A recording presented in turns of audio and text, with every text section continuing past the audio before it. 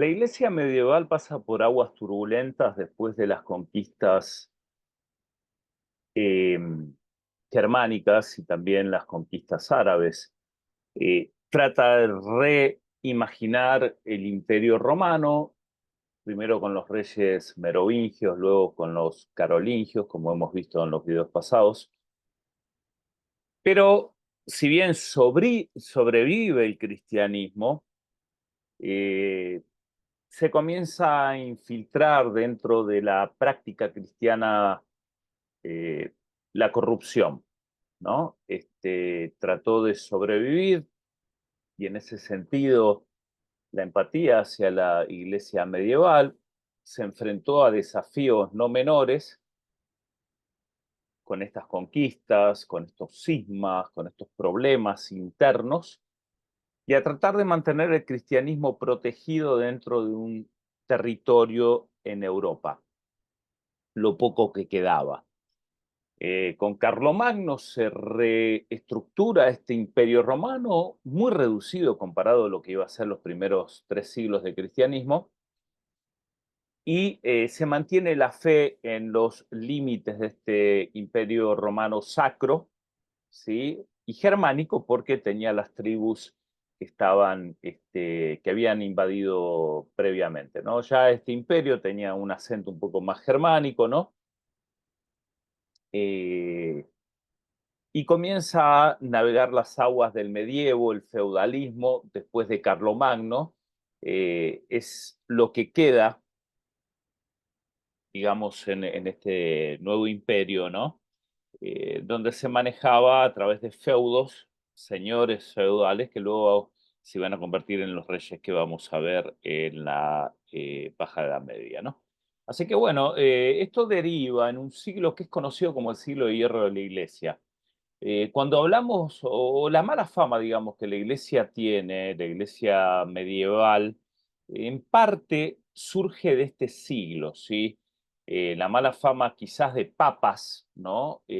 Como verdaderos eh, personajes que no honraron, ¿no? La fe, viene de este siglo, no tanto de los papas que hemos visto anteriormente, los pocos que hemos considerado, por lo menos en esta clase, sino los papas que van a aparecer en este siglo X, los años 900, después de que la Iglesia hace lo que puede, ¿no? En mantener el cristianismo, ¿no? Y mantenerlo en forma también territorial.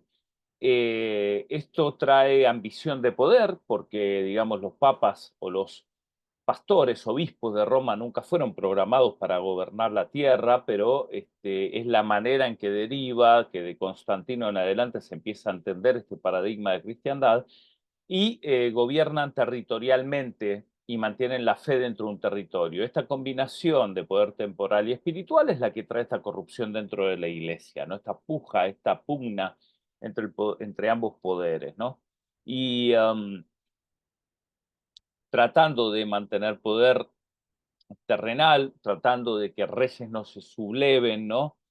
Comienza a infiltrarse este amor por el poder, ¿no? Y la corrupción dentro de la iglesia con bastantes aspectos que van a derivar en simonía, en nepotismo y en nicolaísmo como tres de los males más eh, este, problemáticos, digamos, de la iglesia medieval, ¿no? Estos tres males son los enemigos internos de la iglesia. Como sabemos, externamente estaba luchando con los turcos otomanos, también habían herejías, ¿no? Que surgían en la fe, ¿no? Y también esos eran problemas, podemos decir, que surgen en el seno de la iglesia, pero que al fin de cuentas quedan en el exterior de lo que son los límites de la fe, pero los que son los problemas internos, ¿no? Que surgen y se gestan dentro de la fe cristiana son justamente la simonía, que es la venta de poder, temas de dinero, ¿sí? Temas de ambición y de ventas de puestos eclesiásticos, ¿no? El nepotismo, que era ubicar familiares dentro de puestos eclesiásticos, y el nicolaísmo, que va a ser los problemas de la inmoralidad. dentro de la Iglesia. Así que estos papas, esta serie de papas del siglo X, conocido como siglo de hierro de la Iglesia, son los que después va a hacer que la Iglesia empiece a pensar en reformas, ¿no? Después de este siglo, puntualmente. Así que si uno tiene que buscar un siglo en la era cristiana que va a derivar en lo que va a ser las reformas posteriores a esta, sí, luego la reforma protestante va a ser este siglo X. Sergio III, este papa que gobierna entre el año 904 a 911, tuvo un hijo ilegítimo con Marosia, que era una mujer de poder y ambición, a quien ella misma nombró como próximo papa. ¿Sí? Juan XI, que reina del año 931 al 935, es el papa nombrado justamente por Marosia, viene siendo el hijo que tiene con el papa anterior, ¿no? Juan XII, nieto de Marosia, llegó al trono papal a los 18 años de una corrupción indescriptible, quien antes de ser papa, según se cuenta, hizo un pacto con el diablo. Gregorio V, año 996 a 999, fue el primer papa alemán en el trono, elegido por los romanos, ¿sí? Nada, digamos, que apuntar, por lo menos, pero sí la inclusión de obispos que no eran romanos, ¿no? Se comienza a ver en este siglo, un poco quizás como respuesta a que los obispos romanos no estaban este, trayendo buenos resultados en el trono papal. Silvestre III, iniciando el nuevo milenio, fue el primer francés a llegar a ser papa. El peor de todos los papas fue Benedicto IX, quien reina del año 1032 al 1044. Este fue adolescente, fue degenerado y tenía 18 años cuando comienza a reinar en el trono papal. Ustedes ya pueden ver la decadencia que había acá. Luego vende el papado a Gregorio VI, su padrino, por 100 talentos de plata. Parece que después se arrepiente y lo vuelve a comprar de su padrino y luego lo pone en remate. Así que estos son las idas y vueltas que hay, que va a derivar en un cisma de Oriente. La gente de Oriente, en Constantinopla, ¿sí? Ya no se compraba más este, esta ambición de poder de Roma, queriendo gobernar toda la cristiandad occidental y oriental, ¿no? Especialmente a la luz de estos papas corruptos, ¿no? Entonces, la Iglesia de Oriente desde el siglo V sufrió grandes cismas. Al principio se produjo un cisma llamado el Nestoriano, y estos son un poco una recapitulación, ¿no? El Nestorio, que discute sobre la naturaleza humana y divina, que son diferentes, y si recuerdan, hemos hablado acá del uso de Teotocos versus Cristotocos, ¿no? Y luego el cisma monofisita, que es el cisma, conocido como cisma casiano, también, que es la ruptura entre la Iglesia de Oriente y Occidente, en el año 482 de la Iglesia de Constantinopla, ¿no? Reinado por el emperador Zenón, primer cisma de la Iglesia oriental, ¿no? Con la occidental. Ese es el primer cisma, año 482, y vienen por todos estos temas cristológicos, ¿sí? Que se resuelven o se tratan, por decir así, en el Concilio de Calcedonia, ¿sí? Y allí surge incluso la iglesia armenia, siria y la copta, ¿sí? Luego viene el gran cisma, que es el que estamos considerando ahora. Así que ya hubieron cismas, ¿no? Algunos de ellos por temas teológicos, pero yo quiero acá sugerir que la teología va a venir a ser una excusa por esta cuestión de que a ver qué centro cristiano era el que más poder tenía, ¿no? Si el de Occidente o el de Oriente, ¿no? Es una pelea de poder que va a usar la teología como una excusa, algo que pasa generalmente dentro de la iglesia, ¿no? La teología viene siendo una excusa para ver quién tiene más poder dentro de las iglesias, incluso actualmente, ¿no?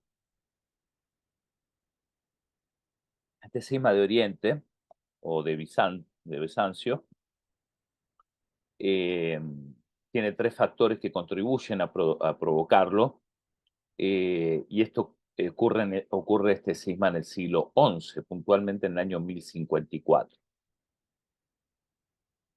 La problemática gira en torno a la sustitución del Papa por el Estado, la ambición de los patriarcas de Constantinopla, que consideraban a Bizancio como la nueva Roma, y las antipatías raciales, obviamente, el orgullo nacional, las rivalidades políticas. Esa es la verdadera situación de este cisma, ¿no?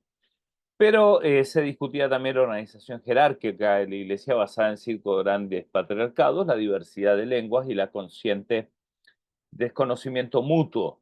La separación geográfica era un problema acá, ¿no? No había internet en esa época, así que bueno, y ni medios de comunicaciones, la separación se hacía sentir bastante, ¿no? También la evolución autónoma debido a esta separación de ambas iglesias, la griega y la latina, ¿no? El cisma se produce el 16 de julio del año 1054 entre el patriarca Miguel Cerulario, que estaba en el poder desde el 1043 al 1058, y el Papa León IX del 1049 al 1054. ¿Sí? Así que estos dos tienen esta disputa, ¿no?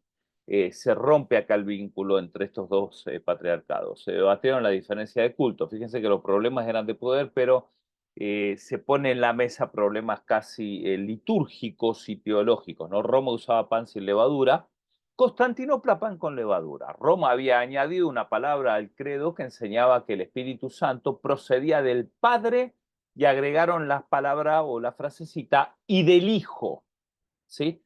A eso se lo considera la controversia, se lo conoce como la controversia filioque, filio hijo, ¿sí?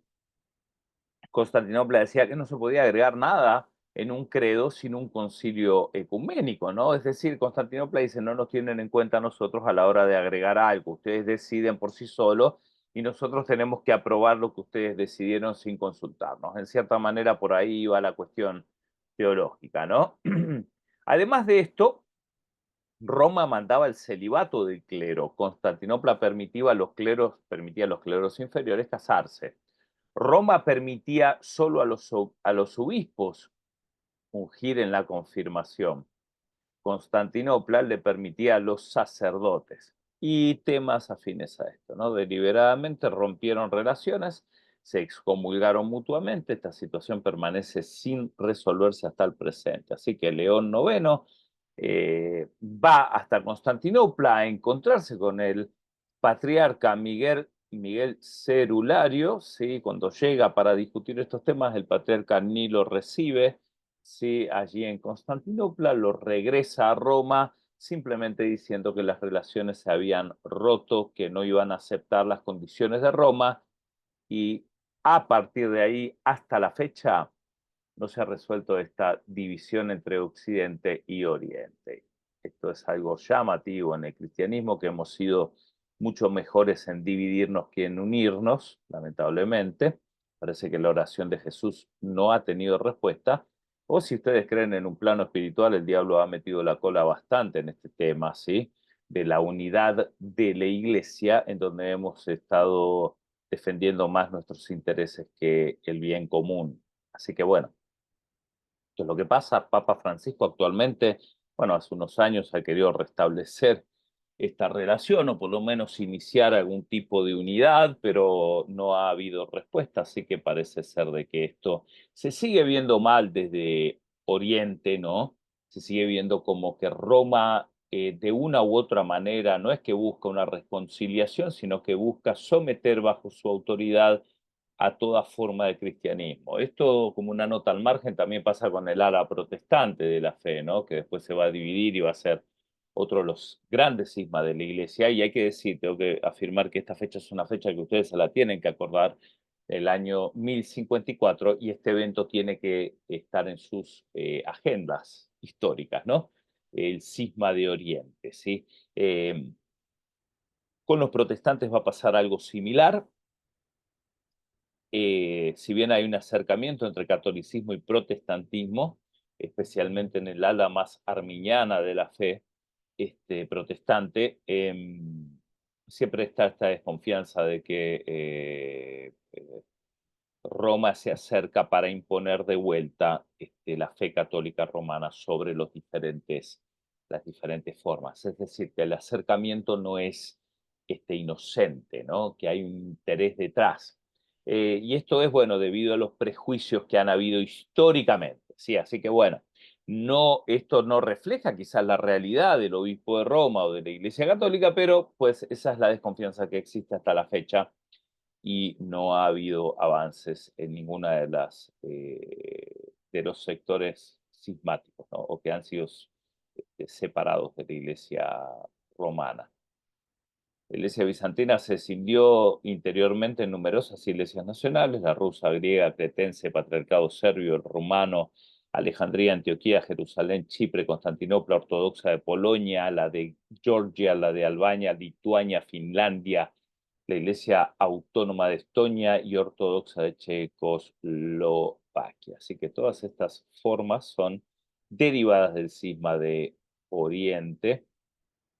Y estos cismas internos, este siglo de hierro de la iglesia, mala imagen que el cristianismo, que debía estar unido, estaba dejando, ¿no? Tanto interno como externo, ¿no? Había una mala imagen que va a llamar a reformas.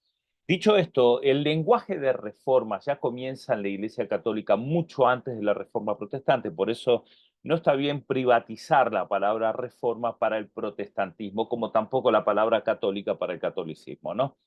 Eh, los temas organizacionales han hecho que se usen estas palabras casi remitidas a ciertos grupos, ¿no? Reformas son los protestantes, católicos son los romanos, y bueno, no debería ser así ni desde el lado etimológico de la palabra, ni tampoco desde el lado histórico, ¿sí? Si queremos hacer honor a la historia, han reformado los católicos en el medievo, después de estos desastres internos de la iglesia, ¿sí? Ellos mismos han querido reformar desde adentro, ¿sí? No desde afuera. Así que estas reformas son las monásticas, ¿sí? Eh, Vamos a ver siglos enteros de intentos de reforma, hasta lo que vamos a conocer después en el siglo XVI con la reforma protestante. Así que la reforma de los cluniacenses surge en un monasterio fundado en el año 910 por el duque Guillermo de Aquitania en Cluny, Francia. Para el año 1150 ya había más de 300 monasterios que atacaban simonía, como les mencioné, de venta de poder y otros abusos. Se caracterizaron por una vida ascética, ¿sí? Papa León IX e Hildebrando venían de estas órdenes, ¿sí? Papas de esta época van a comenzar a surgir de estos movimientos reformados, ¿sí? Y fíjense qué interesante que cuando yo les mencioné en uno de los videos iniciales de la clase que el monasticismo va a ser esta rama alternativa de la jerarquía de la iglesia, ¿sí? La conciencia prácticamente de la iglesia, la parte espiritual, la parte de vitalidad de la iglesia, bueno, va a ser así a lo largo de la historia. Los movimientos monásticos son los que van a responder a los problemas de la jerarquía y de la corrupción romana, a tal punto que después van a proveer este liderazgo, estos mismos movimientos para el papado, ¿sí? Los cluniacenses fueron un centro de vida espiritual en medio del desastre que había. La orden de los cistercienses fue otra, es una orden monástica católica reformada cuyo origen se remonta a la fundación de la abadía de Cister por Roberto de Molesmes, en el año 1098, como restauración de la regla benedictina inspirada en la reforma gregoriana, ¿sí? La orden cisterciense promueve el ascetismo, el rigor litúrgico, dando importancia al trabajo manual, además de la función social que ocupó hasta la Revolución Francesa. La orden ejerció una influencia importante en los ámbitos intelectual y económico, así como en el ámbito de las artes y la espiritualidad. Así que esta orden cisterciense es también muy importante, sí, en estas reformas. Luego vamos a ver órdenes mendicantes, sí, que fueron quizás las más reformadoras y efectivos.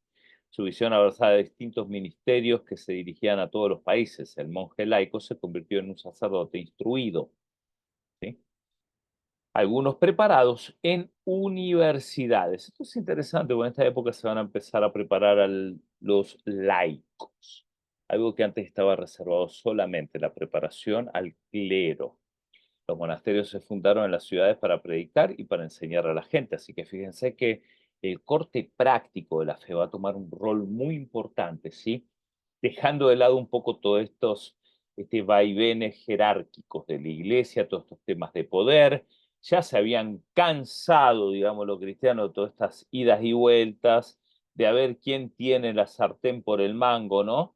y van a comenzar a dedicarse a lo que es el evangelio, que es la predicación de la palabra, y muchos de estos hacían votos de pobreza, un poco como reproche, ¿no?, a las riquezas de la iglesia. Entonces uno se pregunta desde este lado de la historia, ¿no?, en esta fecha, qué tan importante es el voto de pobreza, ¿no? Y la verdad que si uno diría, ¿es bíblico o no es bíblico? Bueno, la verdad que no es bíblico, ¿no? No está en ningún lado, pero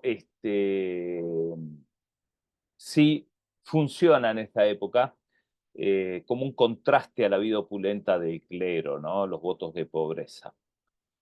Así que hoy día también todo lo que es prédicas en contra de lo que es la prosperidad, por ejemplo, viene a cuento del enriquecimiento del ala protestante, ¿no? El enriquecimiento desbordado, ¿no? No un enriquecimiento saludable. Por ejemplo, en los círculos protestantes hoy día casi no se puede hablar de prosperidad, un poco por el mal ejemplo que han dejado algunas iglesias, ¿no?, donde han sobreenfatizado el tema. Así que el problema es el sobreénfasis, no es el tema en sí, si prosperidad habla la Biblia de esto, ¿no? Pero tanto en esta época, en, en la iglesia católica medieval, que se había enriquecido sobremanera, como en la época actual, donde hay una ostentación, ¿no?, y un lucro de la fe desmedido, pues existen predicaciones opuestas, ¿no?, a lo que es estos mensajes, el movimiento de péndulos, ¿sí?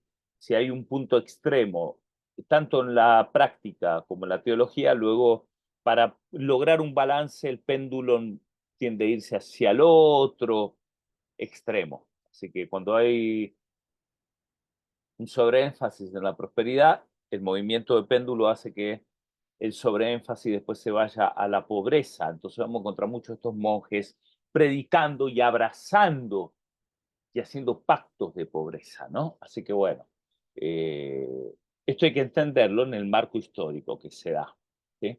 Ellos lo entendían como un mensaje de reproche, ¿no?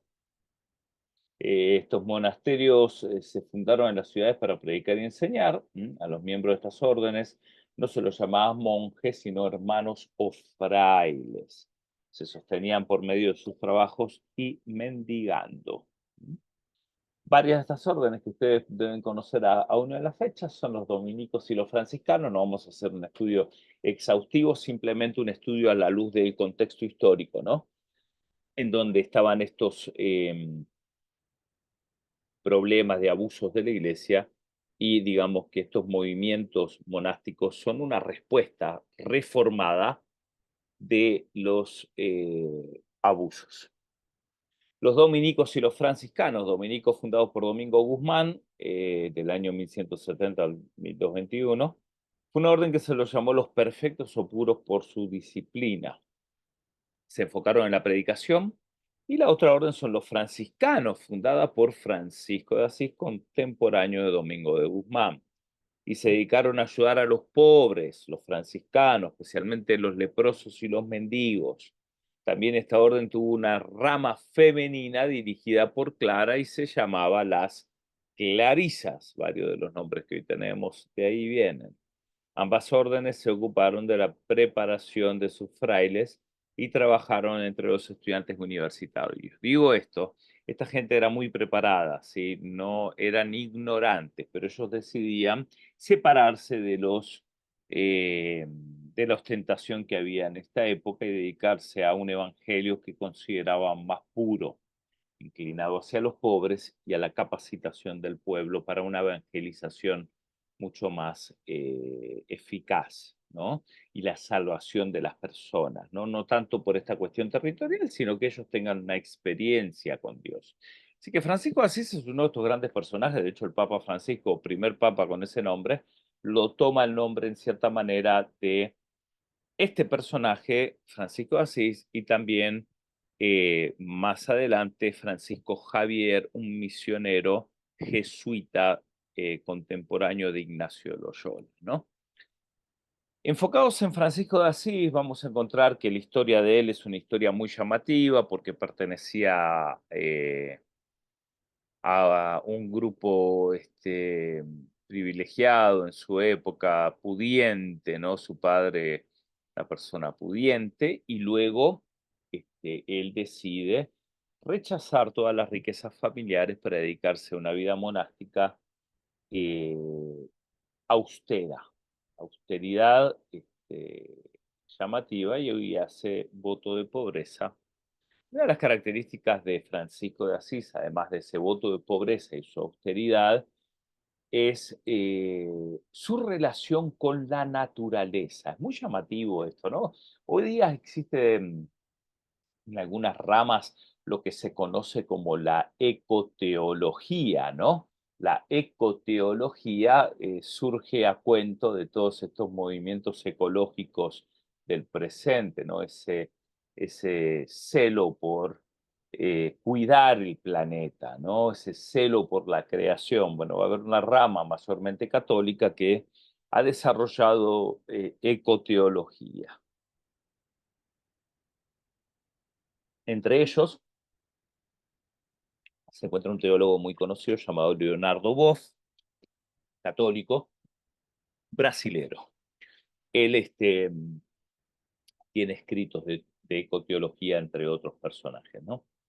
Y teólogos. Bueno, quizá el primer ecoteólogo de la historia fue, en el cristianismo por lo menos, ¿no? Fue Francisco de Asís, por lo menos de lo cual nosotros tenemos registro, ¿no? Seguramente habrán habido otros, porque todo monje era dedicado a la contemplación, y toda contemplación te lleva a ver la naturaleza con otros ojos.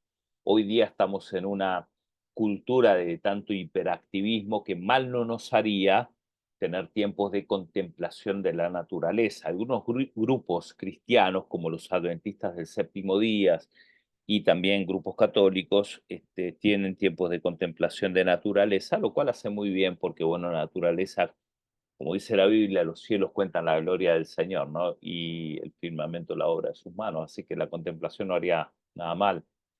Agustín, disculpen, Francisco de Asís va a ser uno de los que desarrolla este contacto con la naturaleza, esta apreciación por todos los elementos naturales. Yo he dicho grupos católicos, grupos adventistas, tengo que decir también que grupos nativos sí tienen una apreciación de la naturaleza llamativa, digna de ser imitada. ¿Sí? Tengo compañeros, colegas, teólogos de tribus indígenas nativas, ¿no? Que la verdad nos pueden dar cátedras de lo que es el trato de la naturaleza, ¿sí? He tenido la oportunidad de compartir con algunos de ellos, y es llamativo cómo admiran y tratan la naturaleza, algo que la verdad que el protestantismo, por la industrialización, lo ha dejado bastante relegado a un plano insignificante de la fe, ¿no? Pero la Biblia misma dice que la creación clama buscando la redención, ¿no? Y de los hijos de Dios y demás. Así que hay un clamor también. Y acá Francisco nos da este cántico de las criaturas, muy interesante, donde él tiene este contacto con el sol, la luna. Al sol le dice hermano sol. ¿Sí? Habla de alabar a Dios en la creación, ¿sí? Así que ustedes pueden tomar un tiempo de leerlo esto. Yo lo voy a dejar abierto esto para su lectura, ¿sí? Aquí lo tienen en pantalla, ¿sí? Habla de las estrellas. El viento lo llama hermano viento, ¿sí? Y esto realmente crea en San Francisco de Asís una sensibilidad a la naturaleza llamativa, ¿sí? El agua, el fuego, la tierra, las hierbas, las flores, ¿sí? Incluso, y él en todo esto alaba a Dios, no es que hace un culto a la naturaleza, como puede llegar a verse un estilo de animismo. Esto no es un animismo, no es que está endiosando el agua, ni endiosando el fuego, ni idolatrando la madre tierra, sino que está alabando a Dios por, ¿sí? Como dirían algunos descendientes de los incas, la Pachamama, la madre tierra, ¿no? Así que incluso sigue hablando de la muerte. Alaba a Dios incluso por la muerte, algo que a veces los protestantes no estamos realmente muy entusiasmados con esto, ¿no? Si le podemos esquivar a eso, mejor, ¿no? Pero él encuentra la muerte justamente una graduación, la ve con unos buenos ojos, ¿no? Como una entrada a la mejor vida, ¿no? Así que bueno, tomen su tiempo para leer esto, para meditar en ello,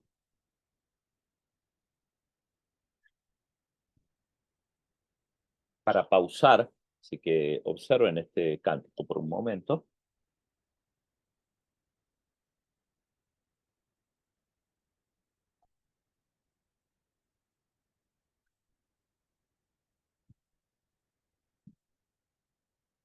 y reflexionen si no nos haría bien en las carreteras tan ocupadas en las que estamos, ¿no? En las autopistas llenas de carros, ¿no? Y trajín que tenemos, no parar un momento y contemplar la naturaleza y alabar a Dios por todo lo que nos da, por el clima, por el aire, por el viento, por el agua, ¿sí? Por la tierra, por el pasto, por los pajaritos, etcétera. En este sentido, San Francisco de Asís nos inspira. Con esto quiero dejarlos en esta clase, con este momento de reflexión, y nos vemos en la próxima.